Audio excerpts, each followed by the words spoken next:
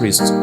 Waliokusudia baya kwa wazazi wako, mabaya yatakusudiwa, hayatasimama katika jina la Yesu Kristo.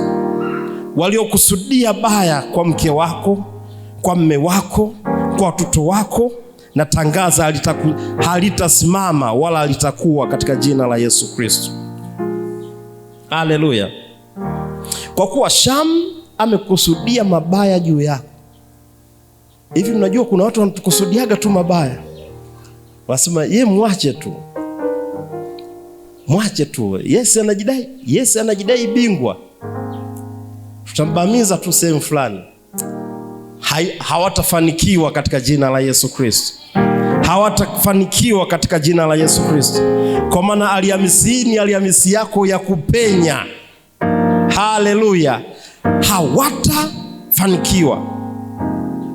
Bwana Mungu asema hivi, neno hili halitasimama wala halitakuwa. Kunawezekana nawe ulishapata tetesi fulani za watu fulani wakikuwazia baya. Kuna mtu let's say alishakuletea taarifa ya kwamba wana mpango wa kufanya ubaya. Ule ubaya hautasimama wala hautakuwa kwako. Hautakuwa kwa watoto wako, hautakuwa kwenye masomo yako, hautakuwa kwenye ndoa yako, hautakuwa kwenye huduma ulionayo. Kila neno baya lilokusudiwa kwako halitasimama. Pokea katika jina la Yesu Kristo. Pokea katika jina la Yesu Kristo.